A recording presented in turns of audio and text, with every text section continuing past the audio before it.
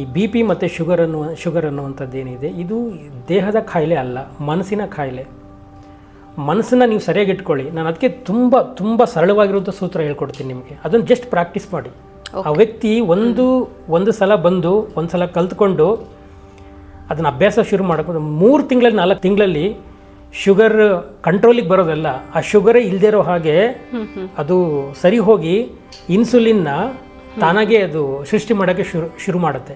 ಯಾಕೆಂದರೆ ಮನುಷ್ಯನ ಮನೋಧರ್ಮ ಹೇಗಿದೆ, ಪ್ರಕೃತಿಯ ಧರ್ಮ ಹೇಗಿದೆ, ಪ್ರಕೃತಿಯ ಎಲ್ಲ ಗುಣಗಳು ನಮಗೆ ಕೊಟ್ಟಿದೆ. ಅದನ್ನು ಸದ್ಬಳಕೆ ಮಾಡ್ಕೋಬೇಕು. ಕೇವಲ ಮಾತ್ರೆ ಮೆಡಿಸಿನ್ಗಳಿಂದ ದೇಹ ಸರಿ ಹೋಗೋದಿಲ್ಲ, ಮನಸ್ಸನ್ನು ಸರಿ ಮಾಡ್ಕೋಬೇಕು, ಜೊತೆಗೆ ಔಷಧಗಳನ್ನು ತೊಗೋಬೇಕಾಗತ್ತೆ. ಯಾಕೆಂದರೆ ಅದಕ್ಕಿಂತ ದುಪ್ಪಟ್ಟು ಕೆಲಸ ಮಾಡುವಂಥದ್ದು ಮನಸ್ಸು. ಇದುವರೆಗೂ ನಿಮಗೆ ಗೊತ್ತಿರೋ ಹಾಗೆ ಬಿ ಪಿ ಹಾಗೂ ಶುಗರ್ಗೆ ಯಾವುದೇ ಮೆಡಿಸಿನ್ಸ್ ಕಂಡಿಡ್ದಿಲ್ಲ. ಕಂಟ್ರೋಲ್ ಮಾಡ್ಕೊಳ್ಳೋಕ್ಕೆ ಒಂದು ಹಂತಕ್ಕೆ ಕೊಟ್ಟಿದ್ದಾರೆ ಹೊರತು ಇದಿಲ್ಲ. ನೋಡಿ, ನೀವು ಯಾವುದೇ ಡಾಕ್ಟರ್ಗಳ ಹತ್ರ ಹೋಗಿ ಅವರು ಚೆಕ್ ಮಾಡೋದೇ ಬಿ ಪಿ ಎಷ್ಟಿದೆ, ಶುಗರ್ ಎಷ್ಟಿದೆ, ಅದು ಬೇಸಿಕ್ ಟ್ರೀಟ್ಮೆಂಟ್ ತರ ಆಗೋಗ್ಬಿಟ್ಟಿದೆ ಇವಾಗ. ಪ್ರತಿಯೊಬ್ಬರಿಗೂ ಒಬ್ಬ ಪೇಷಂಟ್ಗೆ ಟ್ರೀಟ್ಮೆಂಟ್ ತಗೋಬೇಕು ಅಂದ್ರೆ ಅವ್ರಿಗೆ ಬಿ ಪಿ ಎಷ್ಟಿದೆ, ಶುಗರ್ ಎಷ್ಟಿದೆ ಫಸ್ಟ್ ಚೆಕ್ ಮಾಡಿ, ಆಮೇಲೆ ನಾವು ಅವ್ರಿಗೆ ಆಪ್ರೇಟ್ ಮಾಡ್ತೀವಿ ಅನ್ನೋದೇ ಈಗ ಫಸ್ಟ್ ಪ್ರೊಸೀಜರ್ ಆಗೋಗ್ಬಿಟ್ಟಿದೆ. ಹೌದು, ಖಂಡಿತ. ಅದಕ್ಕೆ ನಾನು ಹೇಳಿದ್ನಲ್ಲ, ಬಿ ಪಿ ಮತ್ತು ಶುಗರ್ ಅನ್ನುವಂಥದ್ದು ಮಾನಸಿಕ ಕಾಯಿಲೆಗಳು. ಆ ಮಾನಸಿಕ ಕಾಯಿಲೆಗಳು ನಿಮಗೆ ಸರಿ ಹೋದರೆ, ಯಾಕೆಂದರೆ ನೀವು ಎಷ್ಟು ಕೆಟ್ಟದಾಗಿ ಯೋಚನೆ ಮಾಡ್ತೀರಾ ಅಥವಾ ಏನು ಬೇರೆದೆಲ್ಲ ಯೋಚನೆ ಮಾಡ್ತೀರಾ, ಇದ್ರ ಮುಖಾಂತರನೇ ಕೆಮಿಕಲ್ ರಿಯಾಕ್ಷನ್ ಆಗಿ ಮೆದುಳಿನ ಗ್ರಂಥಿಗಳು ನಕಾರಾತ್ಮಕ ಶಕ್ತಿಗಳನ್ನು ಬಿಡುಗಡೆ ಮಾಡುತ್ತೆ. ಜೊತೆಗೆ ನಮ್ಮ ಆಹಾರ ಪದ್ಧತಿ ಇವೆಲ್ಲ ಸಮೀಕರಣಗೊಂಡು ದೇಹದಲ್ಲಿ ಈ ಶುಗರ್ ಅಂಶ ರೈಸ್ ಆಗೋಕ್ಕೆ ಅಂದರೆ ಶುರು ಮಾಡುತ್ತೆ. ಜೊತೆಗೆ ಇನ್ಸುಲಿನ್ ಅಂಶಗಳೆಲ್ಲ ಏನಿರುತ್ತೆ ಅದನ್ನೆಲ್ಲ ಕೊಲ್ತಾ ಬರುತ್ತೆ.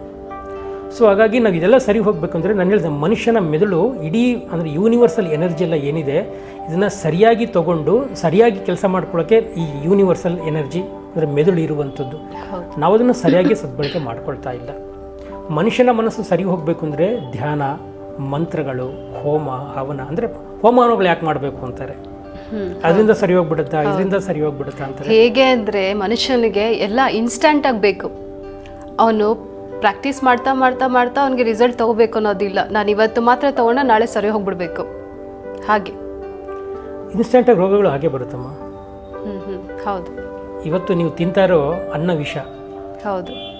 ಉಸಿರಾಡ್ತಿರೋ ಗಾಳಿ ವಿಷ, ಹೌದು. ನಡೆದಾಡ್ತಿರೋ ಭೂಮಿ ವಿಷ, ಹೌದು. ಮಾತಾಡ್ತಿರೋ ಮಾಸು ವಿಷ, ಹೌದು. ಹೀಗಿರ್ಬೇಕಾದ್ರೆ ಒಳ್ಳೆಯದನ್ನು ಹೇಳ್ಕೊಂಡ್ಕೊಳ್ತಾನೆ. ಹಾಗಾಗಿ ನಾವೆಲ್ಲ ಸರಿ ಹೋಗ್ಬಂದು ನಾವು ಆರೋಗ್ಯದ ವಿಚಾರದಲ್ಲಿ ನಾವು ಮೊದಲು ಪ್ರಜ್ಞಾವಂತರಾಗಬೇಕು.